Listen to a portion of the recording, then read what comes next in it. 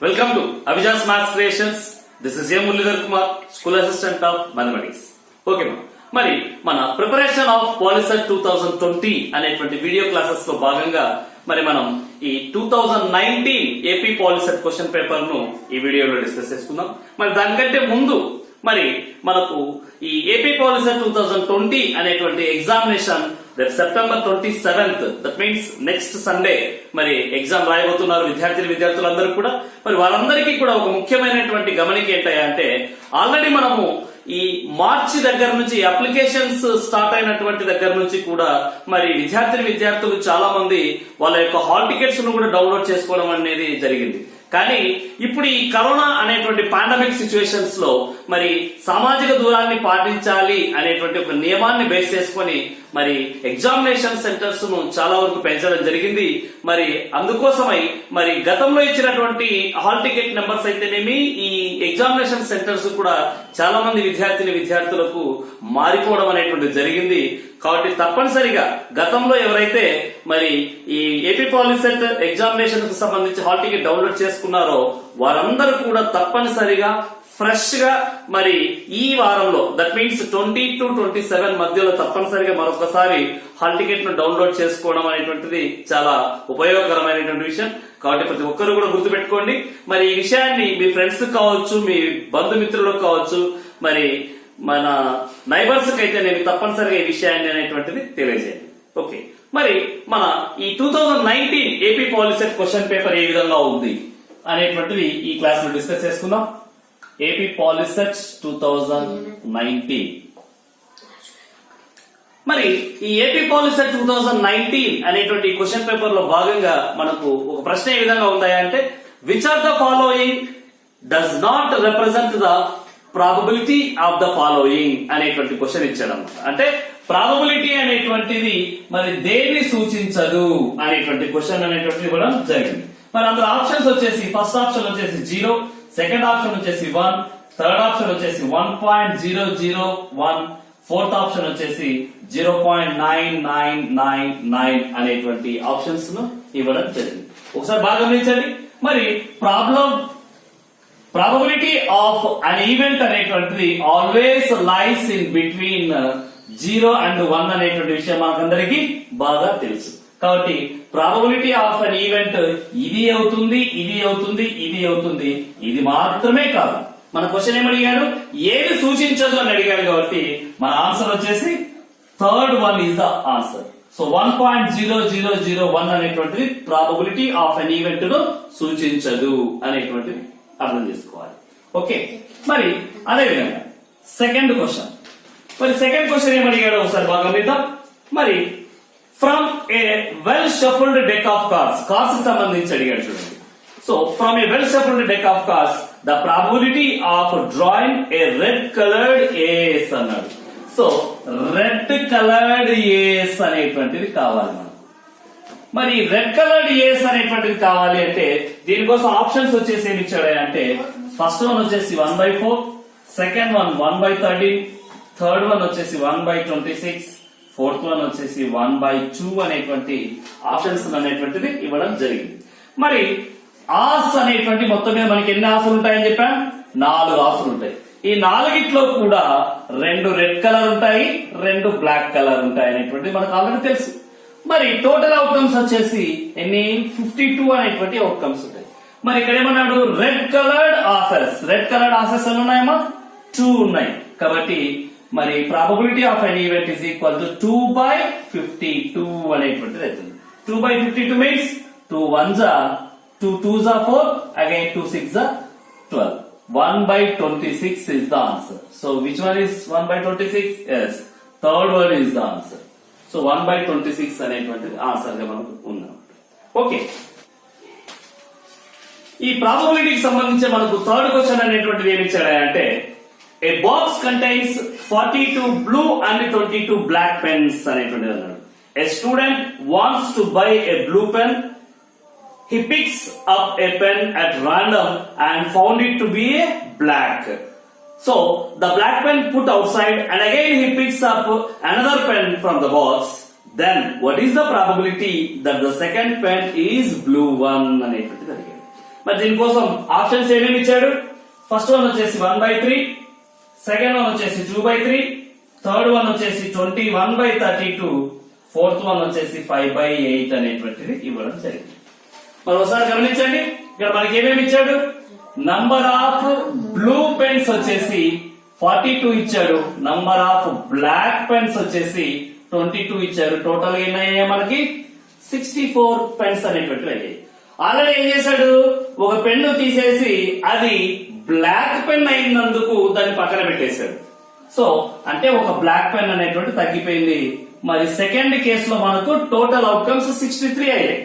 మరి ఇప్పుడు అగైన్ మళ్ళీ ఒక పెన్నును తీయడం జరిగింది. ఆ పెన్ను బ్లూ పెన్ అయ్యేటువంటి ప్రాబబిలిటీ ఎంత అని అడిగాడు.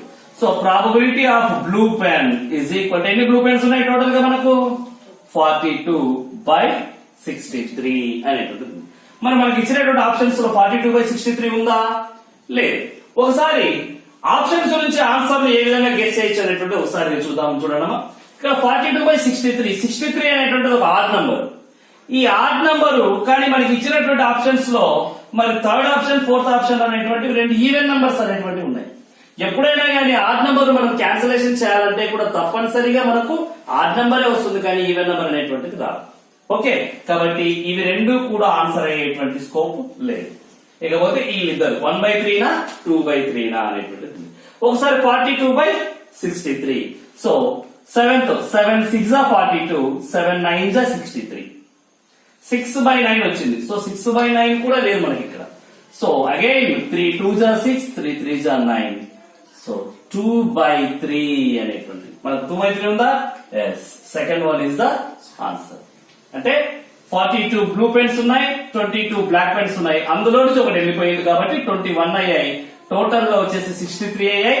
మరి అందులో ఒక బ్లూ పెన్ అనేటువంటి తీసేటువంటి ప్రాబబిలిటీ 42/63 అయ్యింది. దాన్ని క్యాన్సిలేషన్ చేస్తే 2/3 అనేటువంటిది వచ్చింది. ఓకే, మరి నెక్స్ట్ ఫోర్త్ క్వశ్చన్ ఏమి ఇచ్చాడో ఒకసారి బాగా. మరి ఇక్కడ a die thrown twice then how many possible outcomes are. ఒక డైని అంట 2 సార్లు ఎగరవేసినట్లయితే మరి ఎన్ని పాసిబిలిటీస్ అనేటువంటి వస్తాయి అనేటువంటి దానికి ఆప్షన్స్ ఏమేమి ఇచ్చాడు? ఫస్ట్ వన్ వచ్చేసి 6, సెకండ్ వన్ వచ్చేసి 12, థర్డ్ వన్ వచ్చేసి 8, ఫోర్త్ వన్ వచ్చేసి 36 అనేటువంటిది ఇచ్చాడు. ఒకసారి బాగా గమనించండి, మనకు క్వశ్చన్ చూడంగానే ఒక డైని ఎగరేస్తే మనకు 6 పాసిబిలిటీస్ వస్తాయని తెలుసు. కానీ ఇక్కడ ఒక డైని 2 సార్లు ఎగరేయాలంటున్నాడు కాబట్టి 6 అనేటువంటిది ఆన్సర్ కాదు, అదేవిధంగా 8 అనేటువంటిది కూడా ఆన్సర్ కాదు. ఇక మనకు 12 36 అనేటువంటివే మనల్ని కన్ఫ్యూజ్ చేసేటువంటి ఆప్షన్స్. మరి ఎప్పుడైనా కానీ ఒక డైని 2 సార్లు ఎగరవేసినా లేదా 2 డైలను ఒకేసారి ఎగరవేసినా రెండు కూడా సేమ్ ఒకటే రిజల్ట్ నే ఇస్తాయి. కాబట్టి ఒక డైని 2 సార్లు ఎగరేస్తే ఒకసారి 6 సార్లు, ఒకసారి 6 సార్లు 12 అవుతాయేమో అని చెప్పేసి మనము రాంగ్ కాన్సెప్ట్ అనేటువంటిది వెళ్ళడానికి అవకాశం ఉంది. కాబట్టి ఎప్పటికైనా కానీ ఒకటి బాగా గుర్తుపెట్టుకోండి, ఒక డైని 2 సార్లు ఎగరవేసినా అని చెప్పినా లేదా 2 డైలను ఒకేసారి ఎగరవేసినా, when we throw a die twice అన్నా గానీ when we throw 2 dice simultaneously అని అన్నా both are same. కాబట్టి మనకు మరి 2 dice ఎగరేసినప్పుడు ఆప్షన్స్ ఏమొస్తుంది? 36 అంటే 6 స్క్వేర్ అంటాం కాబట్టి 36 అనేటువంటి మన ఆన్సర్. సో ఇక్కడ fourth option is the correct one అనేటువంటి. ఓకే, మరి నెక్స్ట్ క్వశ్చన్ ఫిఫ్త్ వన్. మరి ఫిఫ్త్ క్వశ్చన్ ఏమి ఇచ్చాడో ఒకసారి గమనిద్దాం. ఏమిచ్చాడు? Yes, a circular area is marked on a rectangular path as a target for a certain game. A player is declared winner if a ball thrown lands in the circular area. Then what is the winning probability given that the dimensions of rectangle are 3 meters, 2 meters and the radius of circle is 0.5 meters అని చెప్పాడు. Okay, మనకు options ఇక్కడ ఏమేమి ఇవ్వడం జరిగింది? 11/42 అనేటువంటిది first option, 11/84 అనేటువంటిది second option, 11/179 అనేటువంటిది థర్డ్ ఆప్షన్, 5/8 అనేటువంటిది ఫోర్త్ ఆప్షన్ కింద ఇచ్చాడు. అంటే ఇక్కడ ఏమి ఇచ్చాడు మనకు? ఇక్కడ 3 మీటర్స్ లెంత్, 2 మీటర్స్ బ్రెడ్త్ ఉన్నటువంటి ఒక రెక్టాంగులర్ ఫీల్డ్ లో ఒక 0.5 మీటర్స్ రేడియస్ ఉన్నటువంటి ఒక సర్క్యులర్ రింగ్ ఉంది అని చెప్పాడు. ఆల్రెడీ మన టెక్స్ట్ బుక్ ప్రాబ్లం ఇది. ఓకే, ఏమని అడిగాడు? ఇది 3 మీటర్స్ 2 మీటర్స్ యాజ్ యూజువల్ గా ఉంది. మరి అక్కడేమో టెక్స్ట్ బుక్ లో 1 మీటర్ డయామీటర్ అని చెప్పేసి ఇచ్చాడు, కానీ ఇక్కడ మనకు రేడియస్ వచ్చేసి 0.5 మీటర్స్ అని చెప్పేసి ఇచ్చాడు. మరి ఇక్కడ మనం ఆన్సర్స్ బాగా చూస్తే 11/42, 11/84, 11/179, 5/8. ఇందులో 3 సిమిలర్ గా ఉన్నాయి. ఈ మూడిట్లోనే మన ఆన్సర్ అనేటువంటిది ఉంటుంది. కాబట్టి 4th వన్ అనేది ఆన్సర్ కాదు. ఓకేనా? మరి ఒకసారి బాగా గమనించినట్లయితే మరి 11, 11, 11 ఈ మూడిట్లో ఏది? మరి ఇంకా మనం దగ్గరగా పోవాలనుకుంటే 42 కు 84 కు దగ్గర సంబంధం ఉంది. ఎందుకు? 42 ను 2 తో మల్టిప్లై చేస్తే 84 అనేటువంటిది వస్తుంది. కాబట్టి థర్డ్ ఆప్షన్ కూడా మన ఆన్సర్ కాదు. ఇక ఆన్సర్ ఫస్ట్ ఆప్షనా సెకండ్ ఆప్షనా అనేటువంటిది ఆల్రెడీ మనం డిస్కస్ చేసుకున్నాం లాస్ట్ వీడియోస్ లో. ఏమని? మరి ఇక్కడ 3 మీటర్స్ 2 మీటర్స్ అంటే ఏరియా ఆఫ్ రెక్టాంగిల్, మరి 3 2s 6 మీటర్ స్క్వేర్ అనేటువంటిది మనకు ఆల్రెడీ తెలుసు. మరి ఏరియా ఆఫ్ సర్కిల్ అనేటువంటిది మనం ఐడెంటిఫై చేస్తే పై ఆర్ స్క్వేర్. సో పై అంటే 22/7 ఇంటూ ఆర్. ఆర్ మీన్స్ 0.5 అంటే 1/2 అని తీసుకోవచ్చు. 1/2 into 1/2. So 2 1s 2 11s. Now 11/14 అనేటువంటిది వచ్చింది. ఓకే, మరి మనకు ఏమన్నాడు? ఆ బాల్ అనేటువంటిది విసిరినప్పుడు ఆ బాల్ వచ్చేసి ఈ సర్క్యులర్ రింగ్ లోనే పడాలి అన్నాడు. సర్క్యులర్ రింగ్ లోనే పడాలి అన్నప్పుడు probability of an event is equal to area of circle by area of rectangle. అంటే ఏదైనా ఒక ఘటన జరిగేటువంటి సంభావ్యత P of E is equal to వృత్తం యొక్క వైశాల్యము బై దీర్ఘచతురస్ర వైశాల్యము అని. మరి ఇక్కడ వృత్తం యొక్క వైశాల్యం ఎంత వచ్చింది మనకు? 11/14 బై ఏరియా ఆఫ్ రెక్టాంగిల్ ఎంత వచ్చింది? 6 వచ్చింది. సో ఇక్కడేమో లవము హారం ఉంది, మరి కిందేమో లవం మాత్రమే ఉంది, హారం ఏమి లేదని తెలుతున్నట్లు 1 ఉన్నట్లు. కాబట్టి 11/14 ఇక్కడ బై తీసేసి ఇంటూ చేసుకుంటే ఈ 6/1 కాస్త ఏమైతుంది అంటే 1/6 అవుతుంది. మరి 11 1s 11, మరి 14 6s 84. కాబట్టి మన ఆన్సర్ 11/84 అనేటువంటిది మన ఆన్సర్. ఓకే, మరి ఈ రకంగా ప్రాబబిలిటీ అనేటువంటి కాన్సెప్ట్ లో చూడండి, ఒకటేమో బాల్స్ కు సంబంధించి లేదా పెన్స్ కు సంబంధించి ప్రాబ్లం ఇచ్చాడు, ఒకటేమో డైస్ కు సంబంధించిన ప్రాబ్లం ఇచ్చాడు, ఒకటేమో ఇలాంటి జామెట్రీని బేస్ చేసుకుని ఇచ్చేటువంటి ప్రాబ్లం ఒకటి ఇచ్చాడు. మరి డిఫరెంట్ గా మనకు 5 బేసిక్స్ నుంచి 5 ప్రాబ్లమ్స్ అనేటువంటి ఇవ్వడం జరిగింది. ఓకే, మరి నెక్స్ట్ క్వశ్చన్ ఏమి ఇచ్చాడు? 6th వన్ ఏమి ఇచ్చాడు అనేటువంటి ఒకసారి బాగా గమనించినట్లయితే, మరి a frequency table of interval size h with usual notations, the relation between the actual mean x bar, assumed mean a and the mean of deviations is d, then the formula is అన్నాడు. మరి options వచ్చేసి ఏమేమి ఇచ్చాడు అంటే x bar is equal to h d plus a. Second one, x bar is equal to d plus ah. Third one వచ్చేసి x bar is equal to d plus a. Fourth one వచ్చేసి నన్ అనేటువంటి options ఇచ్చారు. మరి ఒకసారి గమనించండి, ఇక్కడ ఏమన్నాడు? మనకు మీన్ కు సంబంధించినటువంటి ఫార్ములా అంటే సగటుకు సంబంధించినటువంటి ఫార్ములా. సగటును దేంతో సూచిస్తాం మనము? x bar తో సూచిస్తాం. మరి ఏంటి ఫార్ములా మనకు? యాక్చువల్ సగటుకు x bar is equal to the assumed mean a plus deviations xi minus a by h into h. ఇది మన ఫార్ములా కదా. అంటే ఇక్కడ x bar is equal to a plus, so దీన్ని ఏమంటాం మనము? d తో సూచిస్తాం. Deviations, the mean of deviations అని సూచిస్తాం. xi minus a by h అనేటువంటి దాన్ని మీన్ ఆఫ్ డీవియేషన్స్ అని చెప్తాం. Mean of deviations means d, so into h means h. So x bar is equal to a plus dh. ఎక్కడుంది మన answer? x bar is equal to a plus dh. చూడండి, a plus dh, first one is answer. Okay, ఆ రకంగా mean కు సంబంధించిన formula అంటే direct గా రాసేస్తాం, కానీ మనల్ని కన్ఫ్యూజ్ చేయడానికి క్వశ్చన్ ను కొంచెము ఇండైరెక్ట్ గా అడగడం జరిగింది అన్నమాట. ఓకేనా, ఎలా అడిగినా కానీ మనకు ఈ ఫార్ములా అనేటువంటిది గుర్తుంటే గనక ఈజీగా మనం ఆన్సర్ ను ఐడెంటిఫై చేయడానికి అవకాశం ఉంటుంది.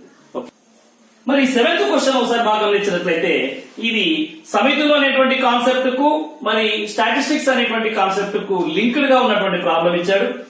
The set is defined by A is equal to n belongs to capital N such that 1 plus n square is less than 50 when n is the set of natural numbers then the mean value of elements of a is అన్నాడు. మరి options వచ్చేసి first option 1, second option 6, third option 4, fourth option 3.5 అనేటువంటి ఇచ్చాడు. ఒకసారి గమనించండి అమ్మా, ఏమన్నాడు ఇక్కడ a is equal to n belongs to n, అంటే n అనేటువంటిది న్యాచురల్ నెంబర్ గా తీసుకోవాలి.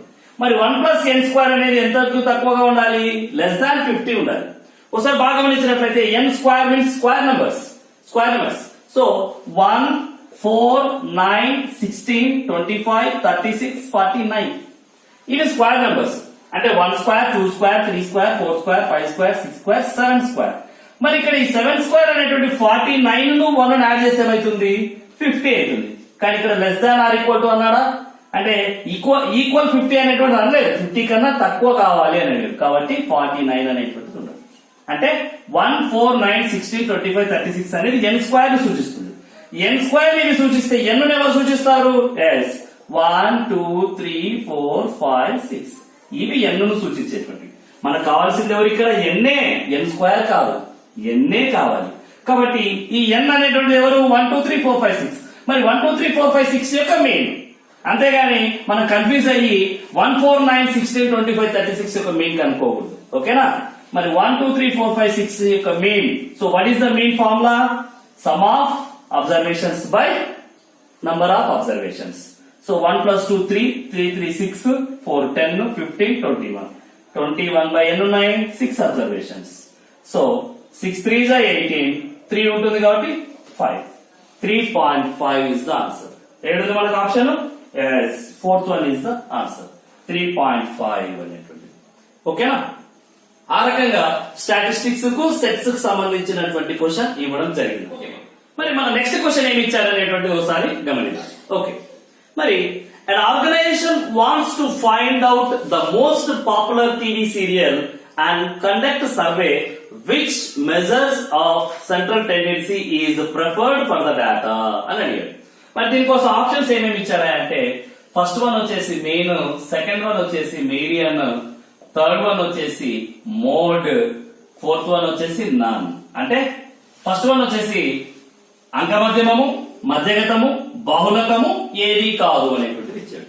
మరి ఏదైనా పాపులర్ టీవీ సీరియల్ గానీ, పాపులర్ నాయకుడిని గానీ, పాపులర్ టిఫిన్ గానీ, ఏదైనా పాపులర్ షూ సైజ్ గానీ ఏది కనుక్కోవాలనుకున్నా గానీ number of times most occurred value is the answer.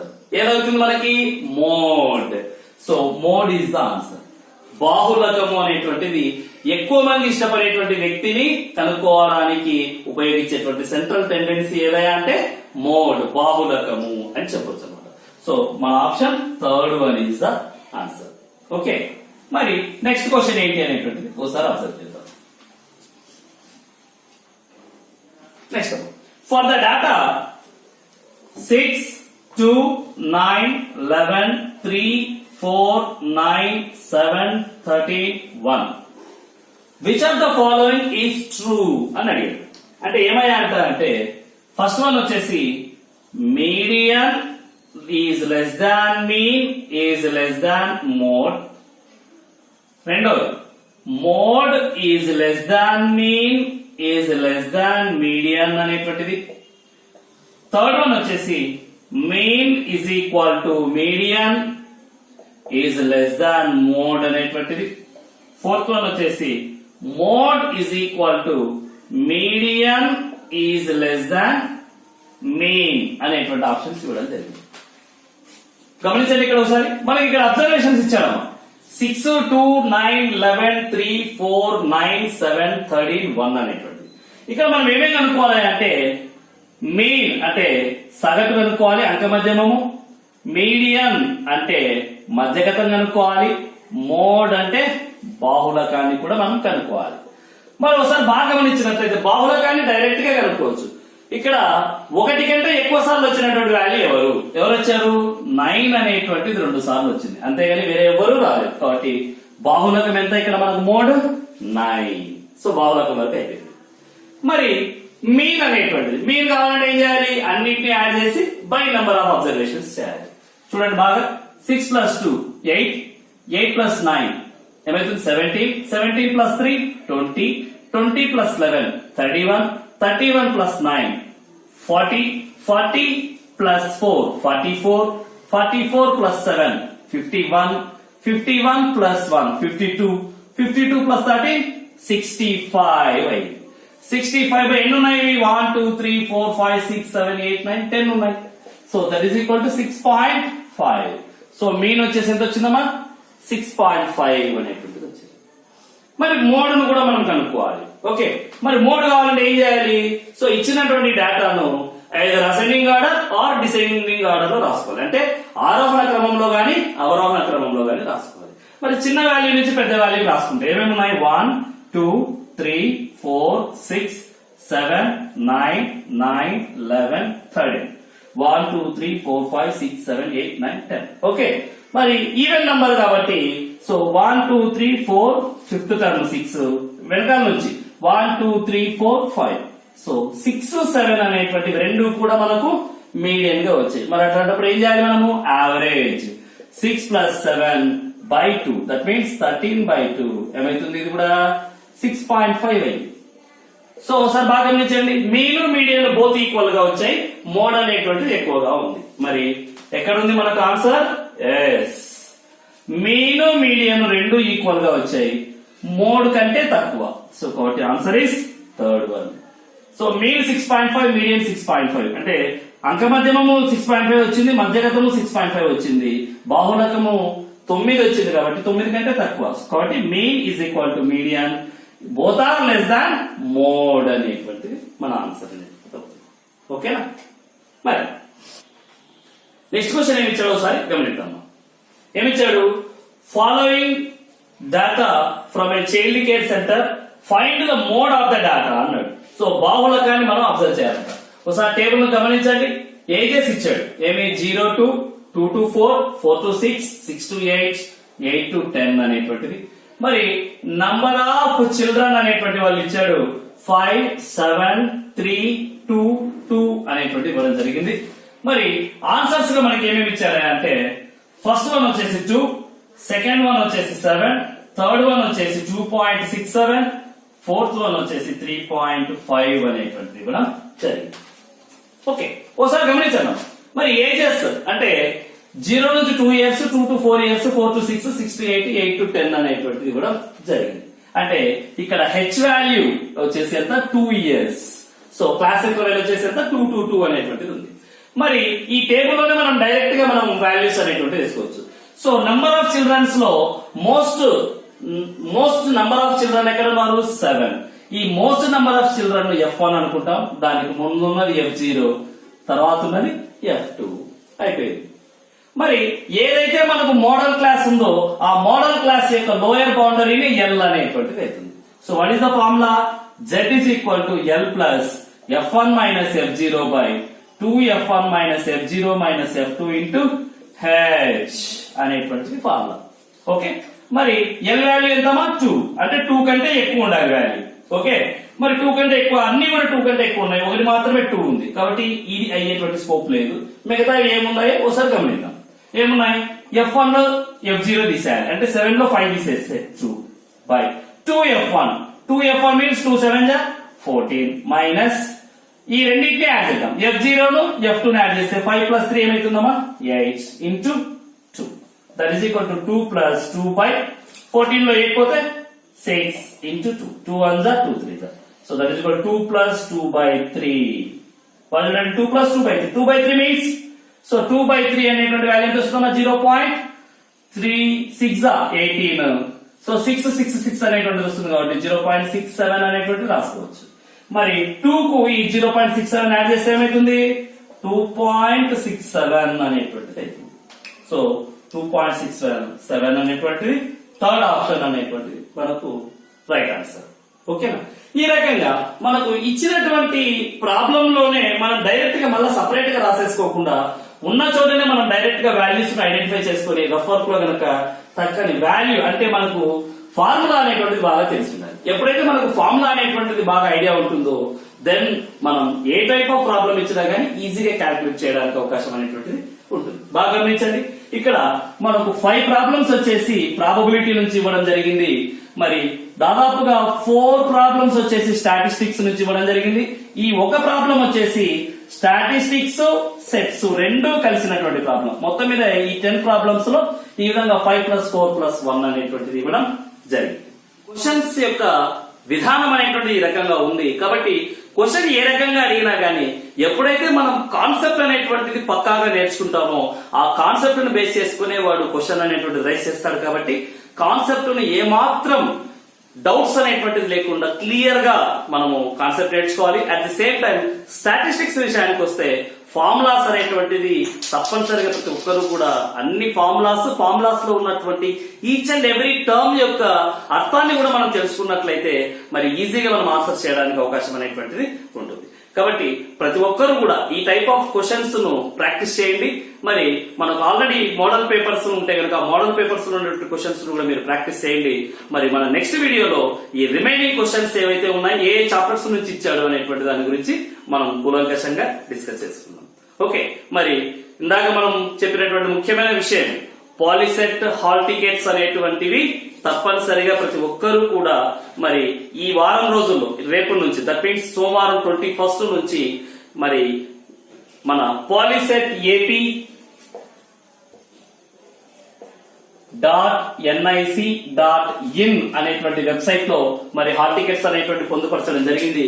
కాబట్టి ప్రతి ఒక్కరూ కూడా మరి కొత్త హాల్ టికెట్స్ ను డౌన్లోడ్ చేసుకుని మరి ఏ విధమైనటువంటి ఇబ్బందులు లేకుండా ఎగ్జామినేషన్ కు మరి కరెక్ట్ టైంలో ఇన్ టైంలో హాజరై ప్రతి ఒక్కరు కూడా మంచి ర్యాంక్స్ అనేటువంటివి సాధిస్తారని చెప్పేసి కోరుకుంటూ సెలవు తీసుకుంటున్నాను. Thank you.